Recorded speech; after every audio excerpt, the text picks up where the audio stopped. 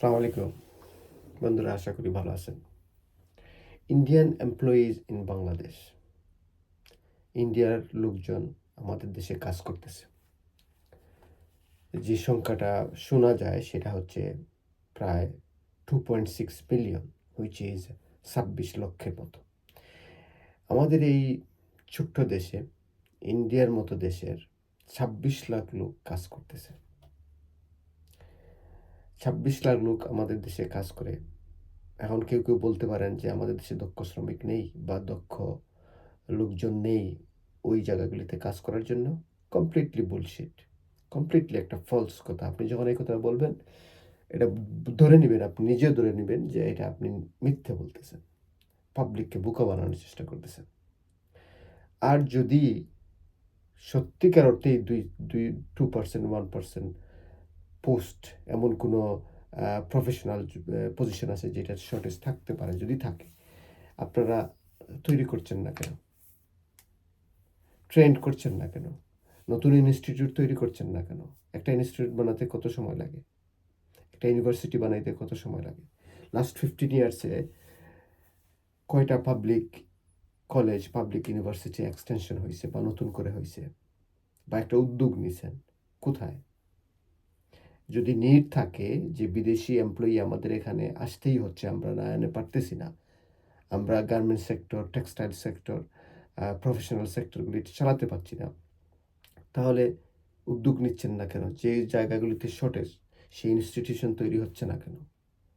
Academically সেগুলি নতুন করে তো বের হয়ে এসে যাওয়ার কথা 10-15 ইয়ার্সে। একটা একজন গ্র্যাজুয়েশন করতে, অনার্স করতে বা স্পেশালিস্ট কোনো সাবজেক্টে সে মাস্টার্স করতে তার কতদিন লাগে? 3 ইয়ার্স, 4 ইয়ার্স? এতদিনে তো এই এই অভাব দূর হয়ে যাওয়ার কথা। যাই হোক, আমার মূল কথা হচ্ছে যে সরকার উদাসীন। উদাসীন হওয়ার কারণেই বাইরের লোকজন আপনারা প্রশ্রয় দিচ্ছেন। বাইরের লোকজনকে এদেশে আসতে থাকতে প্রশ্রয় দিচ্ছেন, এবং তা আবারও শুনতে পারি নাকি আমরা যে এরা বেশিরভাগই অবৈধ, অর্থাৎ টিকিট কাটে চলে আসে, এরকম নাকি? 26 লাখ লোকের যদি বেশিরভাগই অবৈধ হয়, তাহলে এরা বর্ডার নাই, কোনো ইমিগ্রেশন নাই এদের জন্য? এরা কি ভিআইপি এখন? নাকি এরা আমরা তাদের অংশ হয়ে গেছি, না তারা আমাদের অংশ হয়েছে? এরকম কিছু? সত্যিকার অর্থে এটা মানে ভেবে ঠিক বুঝে উঠতে পারি না। জানি না, হয়তো আমাদের ক্ষুদ্র জ্ঞানে আমরা বুঝতে পারি না। তো সত্যি যদি 26 লক্ষ লোক আমাদের দেশে কাজ দরকার হয়ে থাকে, তাহলে এরা কি ভিসা ফি দিয়ে আসে, ভিসা নিয়ে আসে এই দেশে? আপনি যদি ভিসা ফি দেন $100 করে, যদি 26 লক্ষ লোক দেয়, কত ডলার আসবে দেশে? অথচ আপনারা ডলারের সংকটে ভুগতেছেন। বেশি না হোক, কম হইলে তো আসবে। তো আপনাদের উদ্যোগটা কি? ইনিশিয়েটিভটা কি? যে এই যে ডলার ক্রাইসিস, এটাকে মোকাবেলা করার জন্য আপনি তো ইনকাম বাড়াইতে হবে, দেশে এবং বিদেশে এবং বাইরে যে কনসুলেটগুলি আছে, যে হাই কমিশনগুলি আছে, সেগুলো থেকে আপনাদের ইনকাম বাড়ছে? আপনারা কি কোনো উদ্যোগ নিতেছেন? বা কোনো পলিসি আছে, বা কোনো আম কি বলে, কোনো এনকারেজমেন্ট আছে পাবলিকলি যে এইভাবে আমরা আমাদের এই ডলার সংকটটাকে মোকাবিলা করব? কোনো প্ল্যানও তো দেখতেছি না। কমতেই আছে। গত ২ বছর ধরে, প্রায় নিয়ারলি 2 ইয়ার্স ধরে কমেই যাচ্ছে।